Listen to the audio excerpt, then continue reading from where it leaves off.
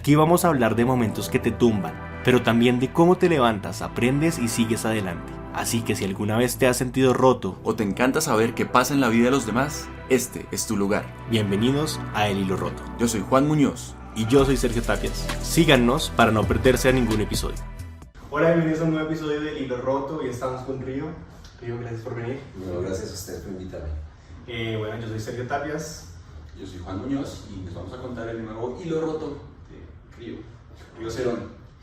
Entonces, pues, ¿qué hilos rotos hay en la vida de Río? Un montón, pero bueno, ya no están tan rotos. O por lo menos yo creo que sí hay hilos que se quedan rotos, pero lo importante es no quedarse roto uno. Entonces, como lo que ha sido muy interesante con mis rupturas ha sido visitarlas con el ánimo de sanarlas. Yo creo que la memoria está allí. Es muy curioso porque el pasado no existe. La línea de tiempo no existe como tal como la percibimos y es como yo lo percibo hoy día. Entonces, lo que hace que si pensemos en una secuencia de sucesos es porque nuestra memoria graba de esa manera. Pero yo siento que esas cosas están todas por ahí sueltas. Curiosamente, me he puesto en una tarea reciente y a través de mis canciones mucho de irme a visitar como esas rupturas, ¿no? Súper fuertes que sentía yo que me han dejado grandes cicatrices, que en algún momento cuando las visitaba me llenaban de nuevo de muchísima ansiedad, rencor, tristeza, un poco esa posición de víctima. En algún momento yo dije, no, pues esto es importante visitarlo de otra manera y empecé a ir a esos momentos y darme cuenta que yo estoy bien. Entonces ir allá era ya no me amenazaban esas situaciones, el bullying del colegio cuando me partían los dientes por maricón, cosas así que eran como que me han dejado como marcaron mucho, de hecho cambiaron el rumbo de mi vida completamente. Sí. Pero entonces al verlas ahora y entender que mi vida me encanta como está y que todo de alguna manera tenía un sentido para que todo llegue a este río aquí donde está. Y de hecho el río me gusta porque el río fluye y no se estanca y siempre busca el camino y esa ha sido mi historia. Entonces cuando he visitado estas cosas me he puesto con esos hilos rotos y con estos villanos o tiranos o tiranas de mi vida a darme cuenta que me estaban haciendo un favor enorme porque por un lado me fortalecieron un montón. Sí. Y muchas veces me sacaron de un camino que no era. Entonces, uno de esos hilos rotos muy fuertes es una gran amistad de muchos años, una chica que fue estudiante mía y en algún punto se nubló por la ambición, ¿sí? Por un proyecto que tuvimos. Siento que a raíz de esto tomé una serie de decisiones que me lastimaron muchísimo y de hecho fueron decisiones todavía las veo, muy deshonestas, muy feas. Pero la única manera de salir como de ese sufrimiento que me causaba recordar ese asunto y pensar esa situación y pensar a mi amiga que ya no estaba y sobre todo pensar que mi amiga me había hecho lo que me hizo, sí. Fue justamente empezar a medida que iba pasando el tiempo a darme cuenta cómo sacarme de ese camino que estábamos construyendo juntos fue lo mejor que pudo haber hecho por mí, porque yo no era para estar en ese mundillo en el que me estaba metiendo con ella y me fortaleció un montón. Un poco en medio de toda esta situación decidí cómo plantearme, yo tengo que hacer mi proyecto solo, tengo que empezar a grabar mis canciones solo y eso ha sido lo mejor que ha podido pasar porque fue como ayudarme a creer en mí. Como despegar de alguna forma. Y a creer en mí, o sea, yo puedo sacar mi música solo, aparte de salir de todo ese pantanero y curiosamente cuando empecé a hacer mi música, además en esa coyuntura me enfermé muchísimo. Fue una cosa muy particular porque me dio un problema, se me complicó la tiroides y estuve al borde de un infarto por un tema de todo mi metabolismo afectado. ¿Y a qué va todo esto? Todo esto está conectado. Resulta que mi médico, yo no voy a la medicina tradicional porque me parece un atraco. Y entonces fui a una medicina alternativa. Y mi médico, aparte de ponerme a sanar mi alimentación y a sanar también mis emociones, porque me decías que todo esto es lo que le tiene enfermo a la tiroides, no es lo que le dicen a usted, pues tómese una pastillita y ya. No, usted quiere sanar su tiroides, revise de dónde viene el problema de su tiroides, pues su tiroides está ubicada en su centro del habla y usted en sus proyectos anteriores le ha faltado ponerse a cantar usted y a decir y a tener voz y voto también dentro de su relación con sus amigos, como era el caso con esta chica y con mi manager y con toda la estructura que nos rodeaba. Yo ya no tenía ni voz ni voto. Entonces todo eso se confabula y mi centro del habla colapsó. Entonces en medio de todas estas cosas fue exprésese, sea lo más veraz que pueda, no se quede con nada, y es lo que yo hago ahora. No soy tan agradable para muchas personas porque no me gusta guardarme nada, entonces pues hay cosas que hay que decirlas y no suenan tan bien, las digo de la mejor manera posible, pero hay cosas que por más que no las diga de la mejor manera posible, no son chéveres, porque mucha gente no está acostumbrada en nuestra sociedad, hay que decirlo, a que se hable con la verdad. Eso es, mucha gente no lo dice, pero es que nada, es que desde pequeñitos cuando uno iba a ser honesto, iba a ser transparente, lo primero que decía la familia, ¿qué está diciendo, mijito? Bueno, ese tipo de reacciones, resulta que uno empieza a guardarse todo esto y empieza uno a filtrar, y ese filtro muchas veces a uno le está haciendo un montón de daño. Claro. Como ser humano, físicamente, en el cuerpo, ¿sí? Entonces sanar mi tiroides fue todo este asunto, y empiezo ya a mirar en medio de todo esto, pues empecé a construir todo mi nuevo camino, ¿no? Entonces empezar a hablar, a ser veraz, a comer de otra manera, porque me tocaba curar mi tiroides. Y en algún momento yo empecé como a culparla ya de todo esto. No, hay que dejar el tema de la culpa, es una cosa muy difícil. Y es esto que también hablábamos antes en otros episodios, de que todo el mundo está hecho para prepararte para el desamor, como, bueno, si esto, te pones a ver Netflix y un kilo de helado y vas a salir adelante, pero claro, ante una amistad es como una cosa un poco más cotidiana, también que se comparten otros espacios, como que no hay una guía ni nada que te diga. Y una vez pues vuelvo a donde me quedé de lo que me decía Juan, todo lo que tú dices, porque allí eran muchas cosas compartidas, de hecho eran negocios, era una cantidad de cosas que, o sea, toda mi vida en algún punto estaba absolutamente compartida, tanto que durante toda esa temporada fuerte con ella yo no tuve pareja, no tenía la posibilidad ni siquiera porque era tan absorbente todo que no tenía pareja. Entonces esta ausencia de repente me dejó un hueco en la vida y además no me dio la cara. No, pero además también es como una lección, como no dejar todos los huevos en la misma canasta. Exactamente. Claro, porque pasa lo contrario, realmente es como gente consigue pareja y se olvida de todos sus amigos, de todo, y aquí pasa lo contrario, como que esto se volvió lo central en tu vida, el vínculo más importante. Sí, entonces y sobre todo el punto que tú tocaste, nunca me dio la cara para hablar, entonces fue a través, como tirar la piedra, esconder la mano, a través de un WhatsApp, como habla consíguete un abogado y habla con mi mamá. Sí, mi amiga diciéndome eso, o sea, pero yo no sentí que me iba a volver loco, yo decía, no puede ser que me esté haciendo ella esto. fue la que empezó con el proyecto, o sea, ella fue la que dijo como Río, tengo esta cosa, quiero montar esta cosa, hagámoslo los dos, o cómo se dio Bueno, eso. empezamos hacía el tiempo, como estábamos sin proyecto musical y estábamos saliendo de las relaciones como afectivas, entonces estábamos pasando tusa, estábamos sin banda y estábamos viendo un poco la tusa de la banda, porque esa es otra cosa, las bandas también dejan tusa. Claro. Y no es tusa de uno, sino un grupo entero que tras, en el caso de ella y en el caso mío también, el último proyecto, que era un proyecto que ha tenido como un cuarteto, Fraquete, entonces estábamos y nos juntamos y justamente ahí surgió el proyecto, entonces el proyecto tenía esa energía, entonces por eso duele tanto que no me pusiera como la cara y que no reconociera lo que se había hecho, sino una cantidad de maquillajes de las cosas y lo que vine a enterarme con el paso del tiempo, que fue lo que me hizo más duro ese tránsito de esos últimos, digamos, los 5 años después de que todo esto fue que durante esos 5 años de una manera parecía perversa, el cosmos me iba mandando pellizquitos de información. Es que no fue así, no, resulta que es que eso lo planeó con el manager, y me hicieron la jugada, o sea, fue toda una cosa, una trampa tremenda.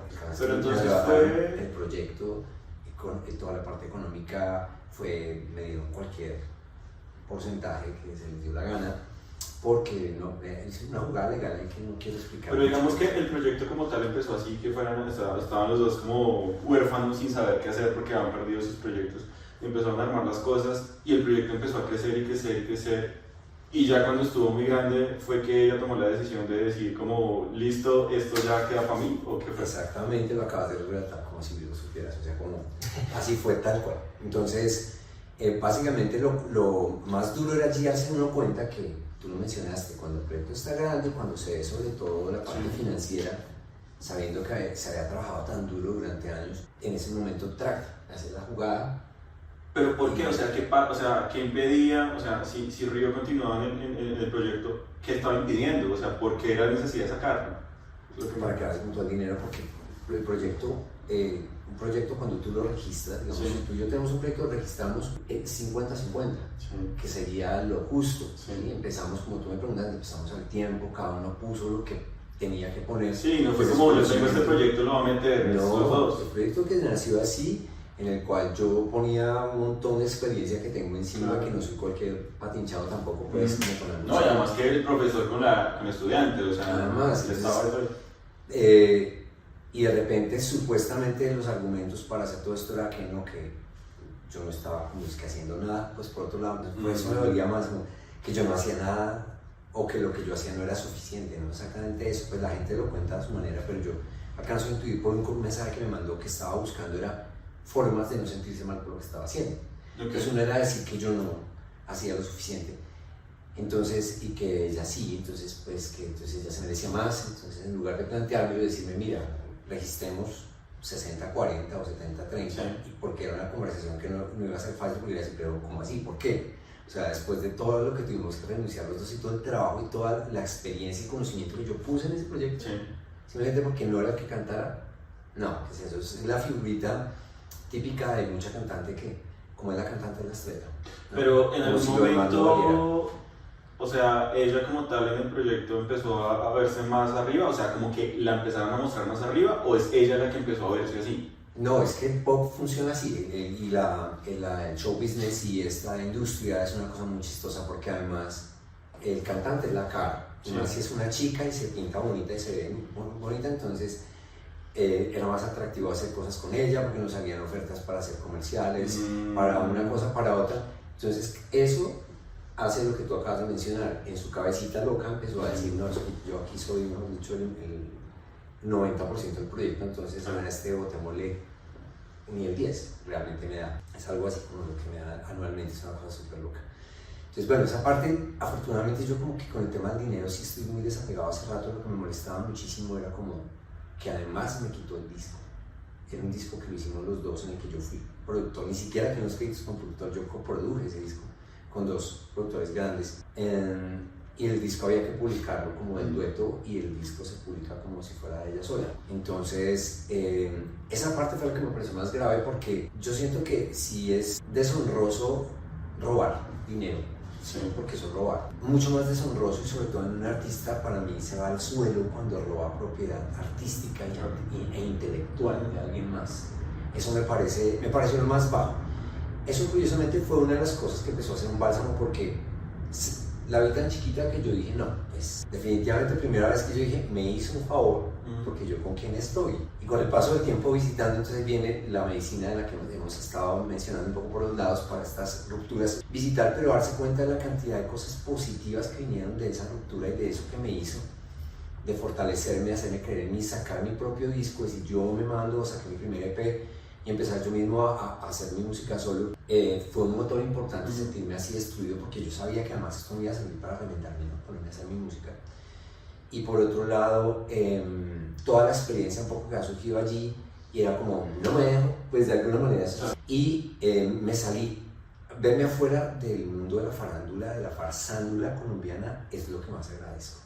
Y claro, en ese momento en que yo estuve tan solo y tan roto, que me enfermé de la tiroides porque esto fue como ella sabía que yo estaba enfermo y sin embargo no le dolió un dedo para hacer lo que hizo. Yo estuve en un cuadro de salud muy complicado y médicos y me dijo, si usted no se pone las pilas a retomarle como el rollo a esto, está bien complicado lo que usted tiene. Y entonces también fue otra cosa importante, entonces como que esa crisis me llevó como a tocar un fondo con ese asunto. Curiosamente aprendí a comer y es algo que yo agradezco tanto, aprendí a comer y a cuidar de mí y a amarme. Entonces porque me decía, bueno, para que usted se cure tiene que empezar a practicar 5 cosas que son su amor propio, pero no palabras de decir yo me amo, sino demuestres. Nutrición, hidratación, ejercicio, descanso y sol, todos los días, porque si no le toca tomarse la pastillita, la EPS, que le está produciendo unos problemas súper serios colaterales, una posible osteoporosis y una posible muerte por infarto. Okay. Entonces fue muy cierto, yo tomaba esa pastilla y eso me tenía en un proceso muy difícil. Pero también era porque pues, estaba en un proceso de todo el cuento de salir de esa ruptura como tal. Pero yo dejé la pastilla que era disque de por vida, sí. Gracias a que empecé a cuidar de mí. Entonces toda esta situación de nuevo vuelvo a esas lecturas ilícitas me enseñó a vivir bien. Claro, es que o sea, como lo que dice Steve Jobs, que solamente como uno mira hacia el pasado y ve los puntos que lo están trayendo a donde está. pues es la única forma de entender por qué pasaron las cosas. Pero en ese caso... Y dejar de resentirse con claro, los hechos y con las personas. No, y pues también como darse cuenta de, porque me imagino que había una preferencia del manager ahí con ella, porque pues era, o sea, hubo una triquiñuela que él hizo también, o sea, no es una cosa de ella. Pero sí es tal cual dices, porque pues lo que estaba buscando era su tajada, pero entonces ella me saca a mí, y sin que yo supiera ya había hecho el registro me pone a romper el contrato con el manager. Sí. Entonces primero me sacó a mí y luego lo sacó a él. Ah, o sea, es que el proyecto murió ahí o ese proyecto continuó. No murió. O sea, sacó el álbum y no le fue. Para nada, y porque además lo sacó fue como si fuera de ella. Entonces, para que sacó el álbum, que era un álbum que había que sacarlo como lo que era, porque pues, la deshonestidad también siento que siempre carga una energía maluca. Era muy raro sacar un disco que además no lo representaba como solista, sino un disco que era de los dos. Y tratar de mandarlo como su álbum debut fue como una jugada que mucha gente se dio cuenta y me ponía era como invitado. O sea, ¿era como el featuring ahí? me puso el featuring en 2 canciones porque eran mías. Pero las voces no salían todas las canciones. Sí, mis coros, mis arreglos, las guitarras, los sintetizadores, ese disco lo grabé yo por ahí, el 80% de ese disco lo grabé yo, de ese calibre. ¿Y cómo llegaste con todo este proceso de sanación y de amor propio? ¿Cómo se ve su influencia en tu música y en lo que empezaste a cantar después? Bonita pregunta. Cuando yo me di cuenta que en algún momento yo quería escribir canciones y alcancé a escribir una letra muy llena de resentimiento. Cuando empezó a pasarlo en mi salud fue muy interesante que eso pasara al mismo tiempo, porque yo casi caigo en esa salida que mucha gente siente que es una buena manera de hacer un duelo, que es maldígala, escríbale una canción bien horrible, la letra que escribieron espantosa, escribí una cosa así, un párrafo que por ahí me encontré y dije, por Dios, ¿qué es esto? Afortunadamente no la saqué y pues yo sentí, dije, no, yo voy a abandonar esto, y mi amigo me dijo, no, metamos un proceso, le sacamos hasta lo que no. Yo dije, no quiero eso, yo no me veo en audiencias, siento que esa es una pésima decisión, me voy a atar porque eso es apegarse, aferrarse a algo que está en caída. Pues yo me voy en caída con eso. Y básicamente eso, nada más cuando estuvimos rompiendo con el manager me tocaron unas audiencias y yo no sabía lo que es eso, yo lo había visto en películas, pero en la vida real es peor. Todo el mundo saca lo peor de sí. Claro.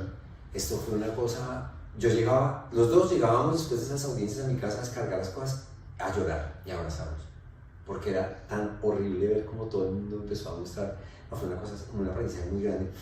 Entonces yo dije, yo no quiero esto, entonces yo quiero pensar de otra manera, y empecé a escribir, fue más justamente en el proceso de crecimiento espiritual, de sanación. Justamente el álbum que va a sacar ahorita lo que hice fue tener una cantidad de canciones relegadas porque el manager, no, esa no, queremos otro hit.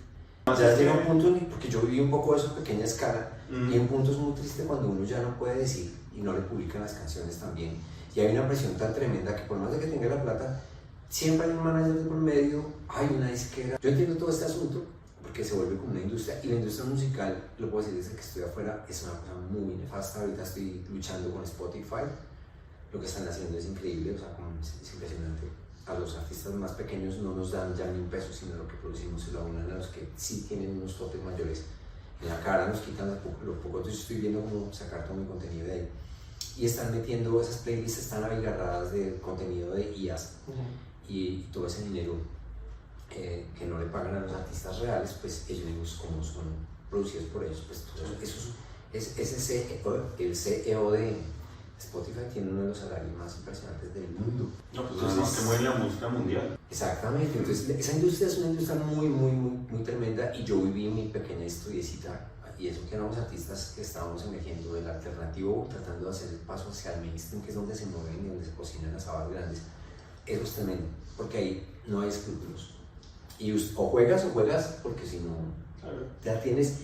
Y justamente esa fue la tentación para él. Sí, como explotar más. Y yo quería preguntarte, ¿en qué momento te diste cuenta, como en qué momento hiciste las paces de tu proceso? Porque obviamente no es algo lineal o algo como que tú digas ya, pero como, ¿en qué momento dijiste como, bueno, tal vez es tiempo de soltar? Y ¿cuándo tuviste esa realización de...? Fue como te decía, con cada vez que yo empecé a visitar esto, porque me tocaba hacerlo, porque sí me seguía doliendo, y mucha gente me hablaba de eso, me decía, tú ya hablaste con ella, y yo decía, me gustaría hablar, pero es que no desde la mentira. Entonces era muy difícil que me planteara como, ahorita a finales del año pasado me escribió que nos encontráramos para hablar, porque pues obviamente se iba a ir del país, entonces... quería irse con la conciencia tranquila. Exacto. Entonces como que el cuento era, y pues fue lo que yo le dije en el mensaje de respuesta, tampoco le dije, yo no te voy a dejar eso. Si se siente mal por lo que hizo es porque entonces el famoso perdón tiene muchas aristas feas, por eso el perdón es clave como en las relaciones tóxicas, porque entonces yo pido perdón, entonces, perdóname, o sea, yo te trato mal y te digo que no sientas rencor a mí, o sea, te quito toda la posibilidad de sentir algo así y te digo que me perdones bajo la cabeza. Y entonces lo hago básicamente es para no sentirme mal, porque yo fui el que te laciné, entonces merezco sentirme mal porque lo hice mal. Entonces con estas situaciones como dije, lo único que cabe en una cosa así es reparación, no perdóneme, no me interesa.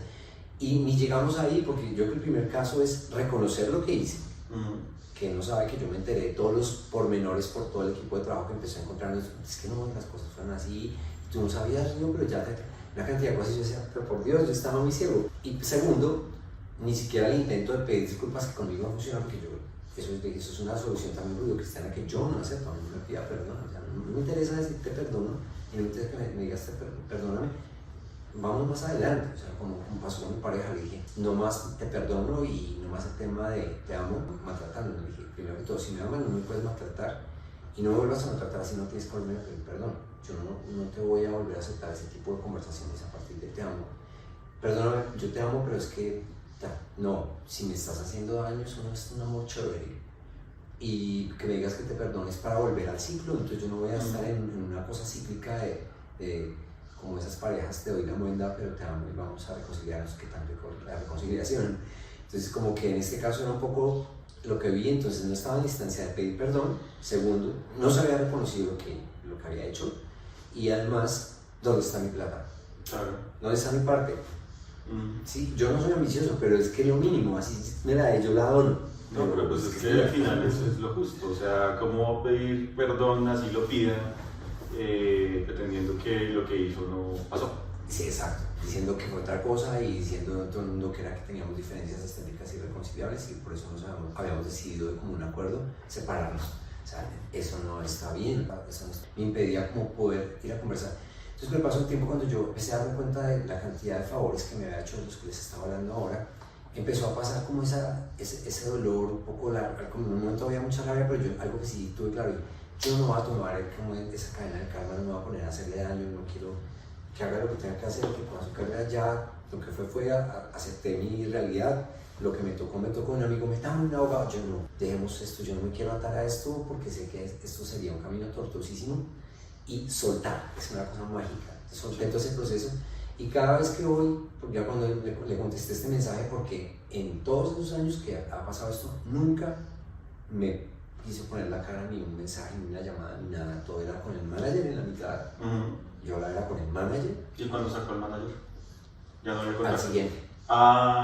Entonces aquí está el nuevo manager, ¿no? Entonces, tenaz, o sea, entonces pasa todo este asunto y pues ya me escribe este mensaje finalmente, entonces pues una oportunidad por lo menos, y sí sentí un gran alivio por lo menos escribir este mensaje que fueron 10 minutos. Si no me aguanté las ganas y me mandé un meme que es una figura que tengo, que es una imagen curiosa que me encontré en una caricatura, que sale una chica que se parece a ella, como un poco como Wednesday, como... y le está clavando un cuchillo en la cabeza a una calavera y la calavera se parece a mí porque pues yo soy flaco y calvo y alguien, entonces yo veía un gran parecido, era como un periodo y decía each betrayal begins with trust y se lo envié. Entonces me decía que nos encontraron, me mandó la ubicación de su casa y no sé, y no me contestó nada, no fue capaz de contestarme nada, de un mensaje de 10 minutos donde en ningún momento la agredí, donde en ningún momento ya le reprimí mayor cosa, simplemente le dije, yo no te voy a dar perdón, nada de esto, lo único que hay acá es esto y yo sé cómo pasar las cosas. Entonces, por lo menos es conocer la verdad me sana y poderme expresar con ella fue otra cosa que sentí, que fue súper mágico. Y entonces ya cuando supe que entonces ya como que la puedo pensar sin que me duela y sin que me dé rencor, porque es que las cosas uno no puede cargar con eso, hay que, hablando de estos hilos rotos, cada vez que hay un hilo roto hay que correr allí y además que sea rojo, ¿no? Y muy diciente. Es muy la vaina orgánica, la sangre, la carne. todo lo que es emocional se encarna y nos daña físicamente. A mí me estaba haciendo mucho daño no poderme expresar, y aprender a comunicarme verazmente ha sido como una cosa increíble. Entonces yo siento que lo que hay que hacer mucho con estas situaciones, con las rupturas y con los hilos rotos, es que el hilo lo lleve uno hasta allí, volver a esa situación, pero visitarla y darse cuenta que uno está bien. Cuando uno lo mira así, cuando uno aprende a soltar y a desligarse de eso, uno ya ve otra persona allí, como con estas canciones viejas cuando las empecé a producir. Ahorita fue muy lindo porque fue irme y ver a Río en el año 98. En algún momento yo alcancé a decir, ay, tan chistoso como escribía yo. Y yo, pero chistoso, ¿por qué? Porque normalmente como que uno, eso es una cosa repetida, no sé si me ha pasado a ustedes, uno mira la foto, ay, tan chistoso que me veía yo, ay, tan chistoso que me vestía yo, me peluqueaba yo. Sí. Porque como estamos pegados como al tema de la moda, entonces hoy día sí estoy más como debe ser, de camisa, me veo como, ya me veo a los 80 y tan chistoso, pero en ese momento yo me sentí una chimba, así. Entonces fue como reconciliarme y amarme en retrospectiva y con retroactivo, hacer este disco, de visitar todas esas. Entonces en este caso fue lo mismo, ir a mirarme allí y casi poderme decir, todo bien, que vamos a estar bien, así como, y para eso es que es linda la memoria, no para ir decir recordar es vivir. Entonces me voy a recordar y a llenarme de amargura.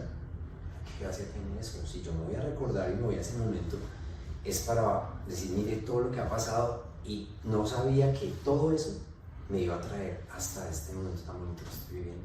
Sí, pues es que es revivir, pero, o sea, al final es sanarse a uno mismo, porque si uno no hace las paces con ese momento, pues uno lo va a cargar y al final se está llenando de enfermedades, se está llenando de cargas, de pesos, de dolores, que, pues, ¿para qué? Si te quedas con ese Juan adolorido, se va a quedar siempre viviendo en ti. No, y Río dolorido y está bien feliz, entonces es ¿para qué?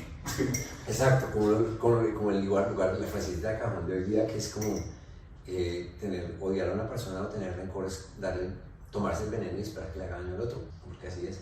Entonces, pues, creo que cuando uno mira bien esas rupturas, si uno no puede volver a... Porque si hay relaciones que yo remendé, amistades que estuvieron medio echadas a perder y las recuperas, si se puede. Hoy hablamos de una en la que este no es el tipo de desenlace, pero hay otro tipo de final feliz acá, que es sacar buen partido y buen provecho de toda la experiencia vivida allí, porque fue una prueba difícil, fue un momento muy complicado. Yo había soltado todo mi trabajo, no tenía otro, me quedé sin trabajo literalmente, con mi salud minada del estrés que vivíamos en gira. Todo eso fue lo que desencadenó ese cuadro de salud, y con esa traición encima, créanme que vivir esa tusa para mí fue la prueba más difícil de toda mi vida. ¿Y en cuánto tiempo fue como el proceso de salir de ahí? O sea, que ya es como voy a creer en Río, voy a empezar a escribir mis canciones, ya me di cuenta que yo puedo ser artista yo solo, que mis letras funcionen y que la gente se siente identificada. Como entre el proceso de la ruptura, que fue una vaina así súper inesperada, al momento de ya decir, fue madre, o sea, salgo de acá y empiezo a sacar algo de esto, o me quedé hundido. No, yo salí pues un poco, te puedo decir que fueron unos 3 días por ahí de sentirme hundido, pero yo no soy paz, y yo dije, no, esto no me va. Y de inmediato busqué productor, sin tener un peso, yo no sé dónde, busqué a mi familia y les dije, por favor, préstenme, necesito varios millones porque hacer una pena, además es una inversión pagando productor, pagando una excelente gente que me hizo un arte hermoso, montando mi banda para hacer una vez el show, el debut, que lo anuncié hasta por medios, tenía manager, pagándole a un manager, pero eso lo hice en inmediato, o sea, eso fue terminar, pasó esto, y yo dije, si yo no me pongo ya mismo a esta tarea, esto es lo que justamente me va a... es volverme a construir, es literal, el ave fénix, todos tenemos esa posibilidad, o sea, es como... No, además había que aprovechar como lo que traía ya de por sí el proyecto, o sea, como si se perdía ese momento, ya sí, no había forma de salir. Eso así lo miraba mi manager, yo la verdad, yo no lo miraba así, yo decía, yo así no sea célebre ni famoso ni nada, soy yo, y aquí lo importante es que me estoy jugando mi vida, no es ni fama ni mi celebridad ni unos pesos, porque de alguna manera cuando uno sabe mirar eso y uno dice, pues que no tengo nada que perder. Eso también es algo chévere. Hay gente que le da más miedo, uy no, pero hago una movida, pero ¿qué tal si hago esta movida? Me dejan los seguidores, que era lo que nos pasaba con Pedrina Río. Era como no hay que seguir, y con varios de los proyectos. Venimos por una línea, cambiar de esa línea, no lo hagamos porque se nos van los seguidores. Entonces yo aquí no tenía nada que perder, estaba solo, era volver a hacer una cosa desde cero. Y esa cosa que estaba haciendo era yo, para volver a construirme. Entonces creo que eso fue muy chévere. Pues no, pues muchísimas gracias. Yo creo que es una muy buena lección de cómo ser una fénix y cómo renacer de las cenizas y cómo aprender en la industria, porque al final yo creo que esa experiencia de tener como esta exposición masiva en algún punto y después regresar como al yo, es algo que no tienen todos los artistas, porque generalmente los artistas parten del yo para llegar a la exposición y se quedan allá y es una tusa horrible porque cómo se devuelven. Sí, muchos no quieren soltar ese cuento con algunos artistas que yo me topé en ese proceso, me decían algo parecido a lo que me dices. Como que se acostumbran, a mí sí me pareció un poco harto tanta fama y tanta cosa que nos acosaban y nos asediaban.